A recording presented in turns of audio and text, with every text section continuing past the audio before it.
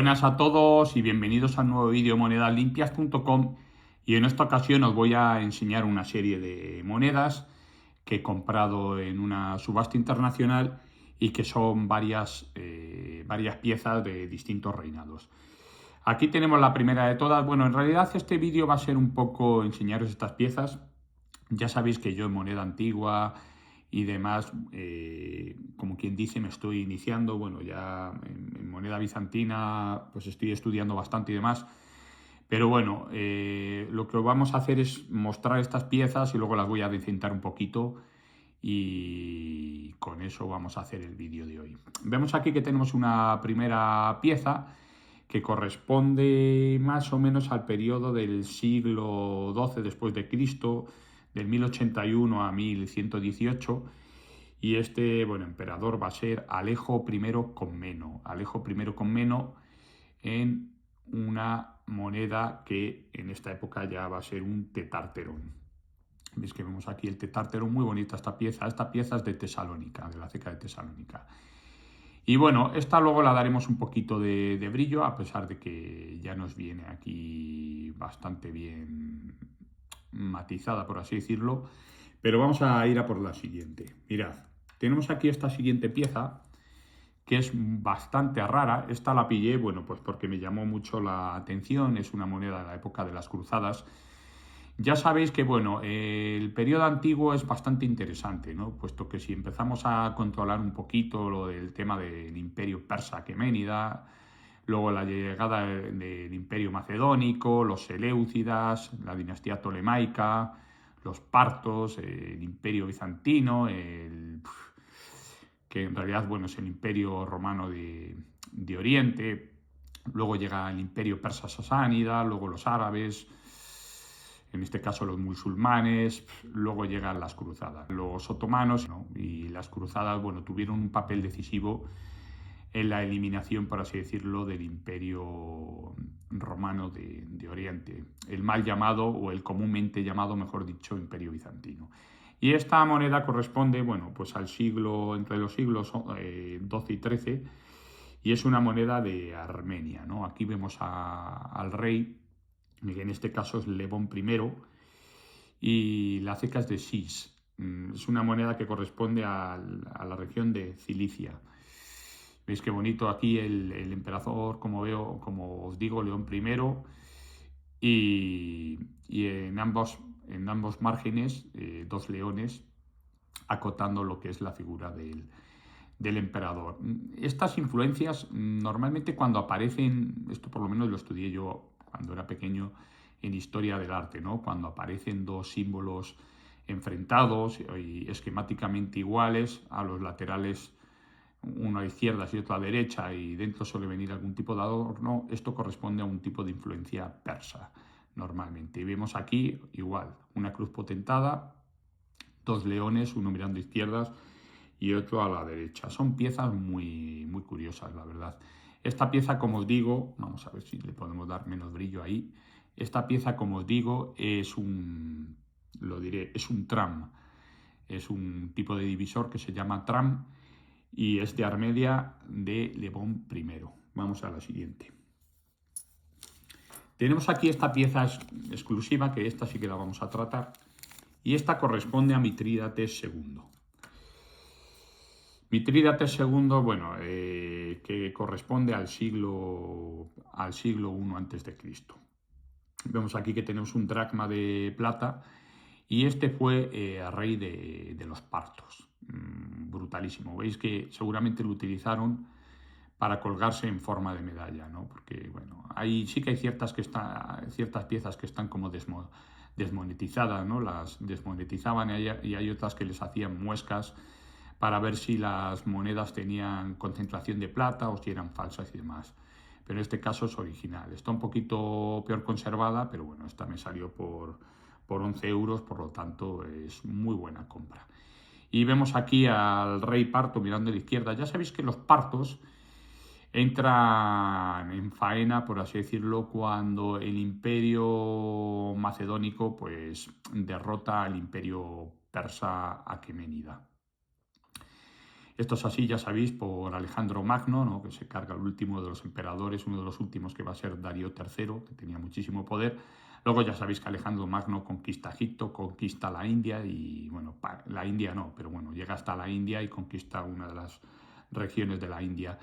Y en esa época, ya cuando muere, el imperio de Alejandro Magno se divide básicamente en dos, que va a ser el imperio Seleucida y el imperio Ptolemaico a través de Ptolomeo I, que es uno de los generales de esta gran figura, que luego, bueno, será la dinastía, no sé si fue Ptolomeo VII, creo que fue quien se casó con la conocida Cleopatra. No, Cleopatra creo que era Cleopatra VII y Ptolomeo no sé si era Ptolomeo 11 o 12, uno de estos. Hubo muchísimos Ptolomeos. Veis aquí con una diadema, mirando a la izquierda, este es Mitrídates, como digo, Mitrídates II.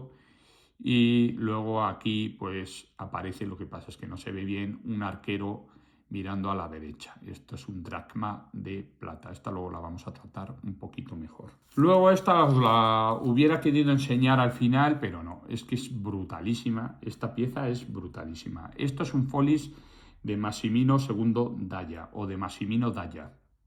Esta corresponde al siglo IV después de Cristo, de 310 al 313, y veis aquí la ceca de Antioquía. Luego veis aquí a un genio con la cornucopia y demás. Luego ya nos la catalogará seguramente Damián. Esta pieza es excepcional y es excepcional por la pedazo de pátina que tiene, por eso la compré. Fijaos bien, no la voy a intentar mover mucho. Brutalísima, todavía tiene restos de tierra. Estos restos de tierra seguramente lleven cientos y cientos, miles de años, unos 2000 años, un poquito menos. Y porque estas piezas son todas sacadas, ya os lo digo yo, son todas sacadas de la tierra, pero no solo estas y las que vienen en subasta. Por eso os digo que el tema de la trazabilidad y estas estupideces lo que hacen es destrozar los derechos de los numismáticos y no tenemos que permitir esto. Y lo vengo diciendo en todos los vídeos y hay que luchar contra esta lacra social que va en contra de la numismática, del detectorismo y todas estas historias, porque esto es una batalla que tenemos que ganar, así de simple. Veis aquí el genio y aquí en Esergo, Antioquía, aquí con la cornucopia. Esta pieza, bueno, es brutalísima, luego la vamos a tratar. Esta es la típica moneda que si la damos cera microcristalina va a quedar con una pátina, ya de por sí es espectacular, pues vais a ver la diferencia. Y luego aquí, si os fijáis, esto es la concentración que os digo yo de tierra. ¿Es importante quitar esta tierra? No, hombre, si quitamos esta tierra jorobamos la pieza, ¿no? Tiene una homogeneidad en la pátina increíble, a pesar de que es heterogénea, porque tiene tierra, tiene estas marcas más oscuras, pero en su conjunto es espectacular esta pieza. Vamos, yo no la voy a tocar nada. Y esta también, esta tiene un poquito más de color oscuro, pero fijaos qué pieza, y fijaos el grosor de la misma.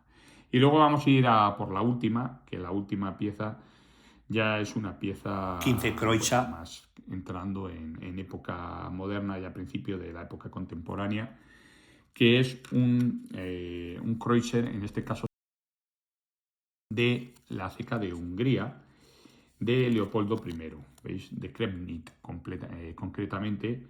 Vamos a ver ahora el periodo, veis aquí, de 1678. Y aquí, bueno, esto es una pieza completamente espectacular de Leopoldo, como os digo, Leopoldo I. ¿Qué pasa? Que estas piezas pues, son muy parecidas a las piezas de Hall, de Tirol y de otra serie de estados austríacos. Entonces, pues es que no me he podido resistir a comprarla. Por ejemplo, aquí veis que pone patrona Hungarie, es decir, esta imagen que aparece aquí, que si mal no recuerdo es la Santa Isabel, y que era pues hizo muchísimo por el tema de los enfermos y demás, la patrona también de los hospitales o de los enfermos y demás. Fijaos la fecha, 1678, una pieza espectacular. Y aquí el divisor, el 15, Leopoldo de G. Y esta pieza, pues bueno, me costó, lo voy a decir, 60 euros. Una pieza que, bueno, que en venta bien podría llegar a los 110, 120 euros o más, dependiendo. Esta está en muy buen estado de calidad, fijaos. Aquí, como siempre, si le cambio la iluminación, porque claro, con la plata lo que ocurre es que el brillo se hace un poco molesto. Aquí a lo mejor la veis mejor. Vamos a ver. Aquí si la tapo así, si retiene un poco la luz. A ver ahí. No quiero que incida. Ahí la veis. Ahí la veis espectacular. Es una pieza muy muy bonita. Fijaos en el detalle, en las diademas. Bueno, en la diadema, en las hojas de laurel que tiene en el pelo. Bigote. Tiene ahí como una especie de toisón, que debe ser seguramente el toisón de oro. Y luego aquí, bueno, Santa Isabel, pues fijaos qué bonita esta pieza, ¿eh? Espectacular. Y ahora vamos a tratar sobre todo dos de ellas. Vamos a tratar dos de ellas. Mirad, vamos a coger primero esta de aquí, que es el dracma de Dimitrídates II, y vamos a estudiarla antes de modificarla. ¿Veis? Tiene unos colores tostados. Fijaos en el color de la pátina. Tiene tonos plateados, tonos más anaranjados, que eso seguramente sea producto de la pátina, de la mezcla de seguramente cobre con la plata, y tonos más ennegrecidos, que suele ser la pátina, y lo diré, la pátina que conforma las monedas de plata. Mirad, vamos a coger una goma de borrar y vamos a intentar quitar un poquito esto de aquí. Un poco. Ya está. Un poquillo. Vamos aquí también. Un poco. Vamos a dar relieve. Al busto le vamos a dar un poquito de relieve. Esto no hay que abusar, esto no es pasar la goma ahí a saco, ¿veis? Vamos a darle en la perilla. Un poquito solo. Vale. ¿Veis? Y ahora un poco en este lateral, que no me gusta. Ahí le sacamos un poco de más de brillo. Un poco por encima, solo muy poco. Y bien, y ya con esto la hemos mejorado. Ya no quiero darla más. Bueno, sí, esto no me gusta. Esta parte de aquí, de la oreja, vamos a ver. Tampoco hay que apretar mucho porque entonces se queda brillante y no queremos eso. Bueno, así ha quedado.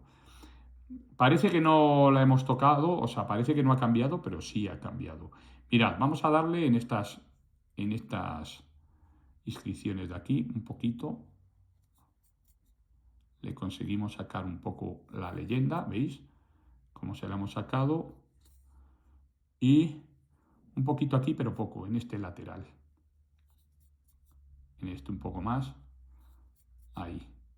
Estoy concentrado porque no digo ninguna gilipollez. O sea, bueno, siempre digo gilipolleces, pero menos de la cuenta. Y luego aquí. Bueno, os indico que seguramente de aquí a poco voy a hacer un vídeo con el gran maestro, con Damián Salgado, hablando de un estudio que seguramente me publiquen y que va a tener, bueno, una de las revistas más importantes de España, por no decir la más importante, y que, bueno, Damián me ha ayudado a estructurar la pieza con respecto al punto académico, por así decirlo. Me ha guiado mucho, ha hecho el prólogo del estudio, una introducción muy muy buena, y luego pues me ha orientado bastante, la verdad, y además que me ha ayudado a corregirlo y demás.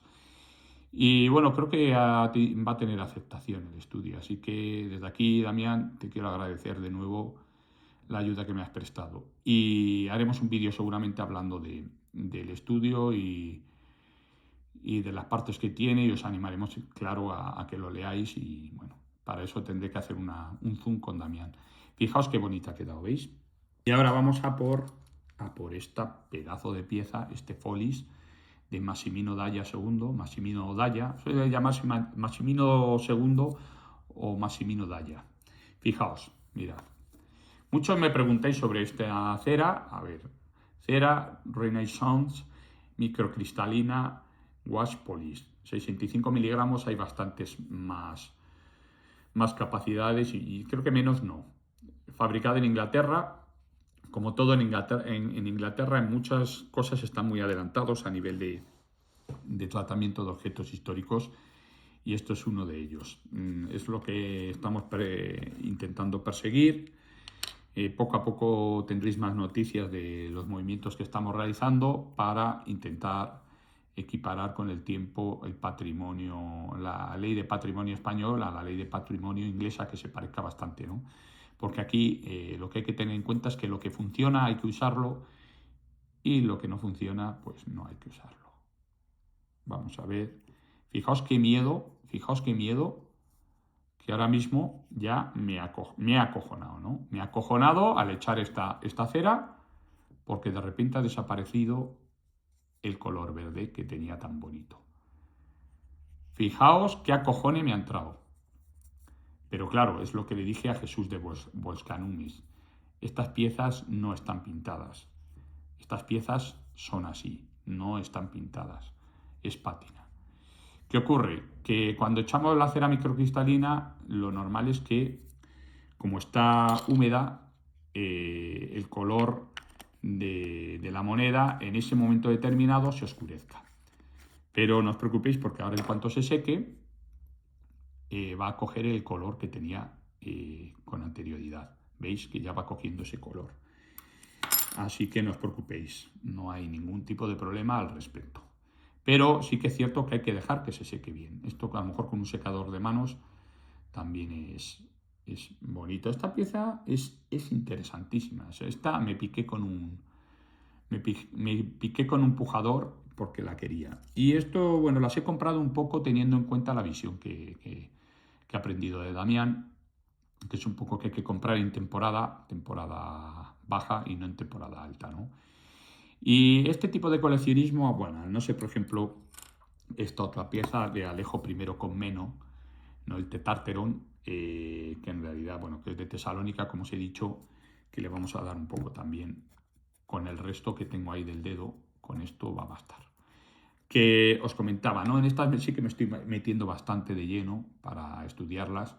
Y normalmente, bueno, siempre luego colecciono, cojo una pieza interesante de cada periodo para tener una muestra dentro del grosso de la colección. El grosso de la colección es la moneda de los Austrias, ya sabéis, rarezas y demás, pero luego de vez en cuando incorporo alguna pieza importante de cada periodo, ¿no?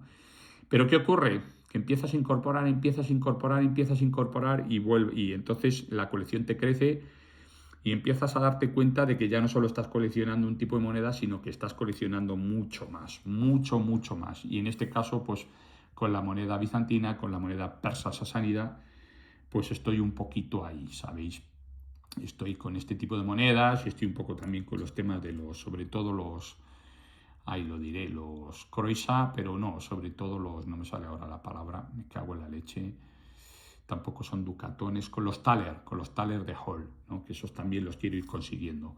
Y estas piezas, bueno, pues es importante tener algún folis de esta época y fijaos, mirad, ¿veis? La pieza ha quedado así, por eso os decía que no os asustéis, la cera microcristalina es perfecta y por este lado también. Pero fijaos ahora en la diferencia. Este tipo de pátina yo sabía, cuando la compré, en parte porque simplemente por un goce, un visual, es impresionante esta pieza. Si hubiera sido otro tipo de moneda igual, pero sin esta pátina, yo no lo hubiera comprado porque no me hubiera llamado la atención y bueno, con la excusa de que es una pieza importante para la colección, la he comprado por la pátina y por el canal también. Es una pátina que me recuerda mucho a las pátinas, a las fallenzas, ¿no? De los susceptis egipcios. No sé si puede haber sido enterrada en la arena, en el desierto y demás, o simplemente a lo mejor ha estado en contacto con algún tipo de fluvio orgánico, ¿no? Algún fallecido o algún compuesto orgánico que haya hecho que el color de esta pieza haya resaltado. Pero como os dije, ya solo por el brillo sé que va a ser impresionante. Fijaos. Fijaos, esto está en directo, bueno, está grabado, pero lo estamos haciendo en directo, no he hecho ningún tipo de prueba y sé por la experiencia, modestia aparte, por eso os digo que cada pieza se tiene que tratar de una forma determinada, sé que nos va a dar una sorpresa mayúscula cuando retire el trapo. Fijaos, fijaos, fijaos. Qué maravilla de pieza, Dios santo bendito, qué maravilla, fijaos. Ahora debería meter música. Fijaos la corona. Bueno, es acojonante. Es acojonante. Si le quitas la tierra, le pierde el encanto. Además, la tierra es ese puntito de decir, ay, la retiraría. Ese es el punto que atrae hasta el canto. Es brutalísima.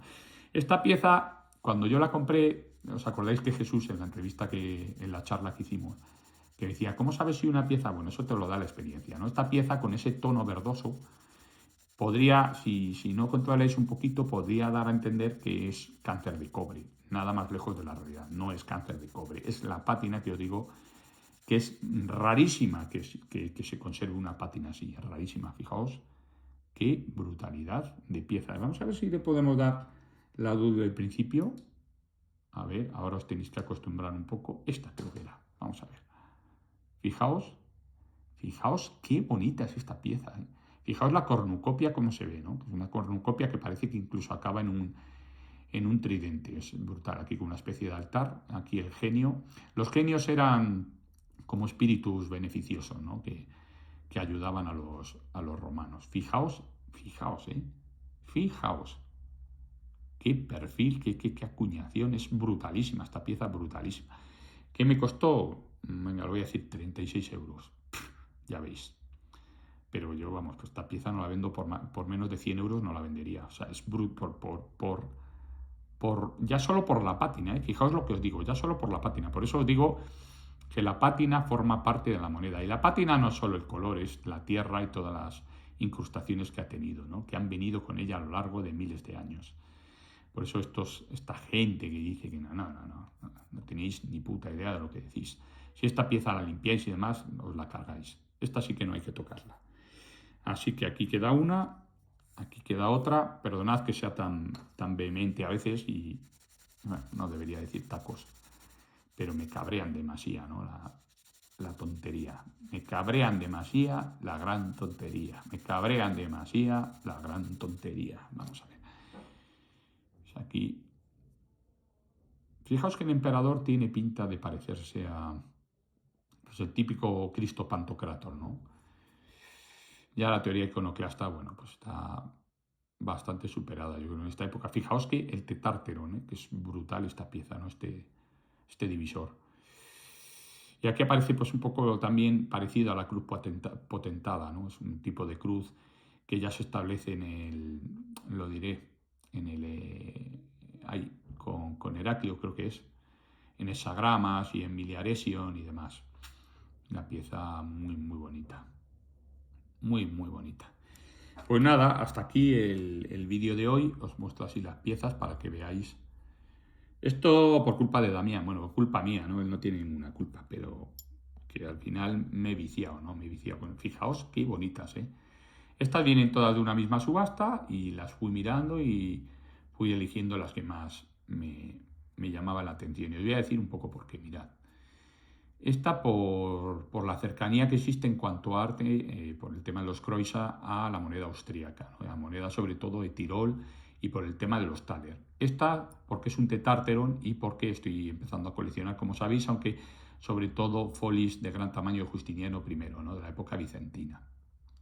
Esta es porque de la época parta. Ya sabéis que los partos se cargan al imperio seleucida, se meten con los romanos, matan a Craso, acordaos de Craso, ¿no? Que le matan virtiéndole oro, echándoselo por la boca y demás, y luego, bueno, ya con los romanos están a leches hasta que llega el imperio bizantino, el imperio romano de Oriente y se los meriendan. Pero claro, cuando ya empiezas a coleccionar moneda bizantina, tienes que empezar a coleccionar moneda persa sasánida y también moneda un poco relacionada con las cruzadas, moneda veneciana, seguramente empezaré a coleccionar, moneda otomana, moneda musulmana, es que está todo relacionado, joder, moneda parta. Y claro, vas relacionando y tiras hacia arriba, hacia abajo y vas abarcando periodos, ¿no? Si te vas más abajo del imperio aquemenida, pues están los babilónicos, los asirios y demás. Por cierto, Mitrídates II se consideraba descendiente del imperio persa aquemenida, igual que los imperios persas sasánidas se basaban, ellos decían que venían del imperio persa aquemenida, que a su vez venían de los asirios. Y bueno, ya sabéis que la religión era el zoroastrismo, esto es zoroastriano, ¿no? Y demás. Luego esta, ¿por qué la he pillado? Bueno, pues porque me llama mucho, es una moneda medieval, no tenía ninguna, aunque sea de Armenia. Vemos aquí pues el tipo de arte que tiene estas piezas, bastante gruesa para ser medieval, plata, o vellón ultra rico, me supongo que es plata, y luego es una pieza pues que tiene relación con las cruzadas. Y esta sin duda alguna la he cogido por el disfrute de la belleza visual de verlas.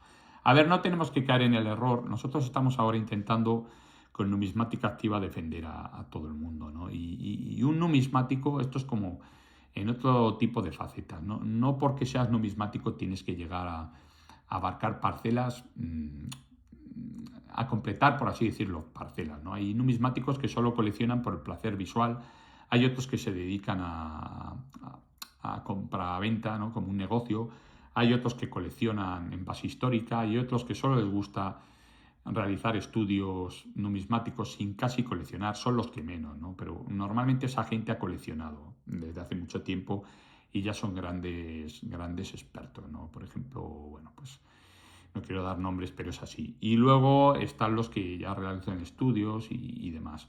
Pero todos tienen cabidas en este mundo numismático, todos tienen cabida porque cada persona, bueno, pues es un mundo y tiene un tipo de aspiraciones determinadas y no por eso hay que hostigar y menospreciar, ¿no? A los coleccionistas, porque al fin y al cabo somos coleccionistas. Al fin y al cabo la numismática no es solo un estudio histórico de la pieza, sino también es tener una pieza, palparla, verla. Por eso os digo que el coleccionismo es una parte indisociable de la numismática. Sin el coleccionismo la numismática no se entiende, ¿no? Porque es un placer el hecho de encontrar, el hecho de comprar, el hecho de poseer.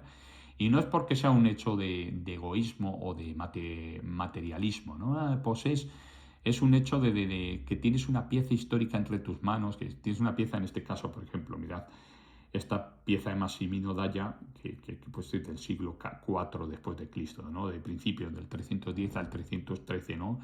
Y dices, hostia, tienes un pedazo de historia en las manos, y ya no solo eso, eres tú el responsable, ¿no? De cuidar el patrimonio, en este caso patrimonio mundial, o sea, no, las monedas no son exclusivas de un país o de una región, es patrimonio universal.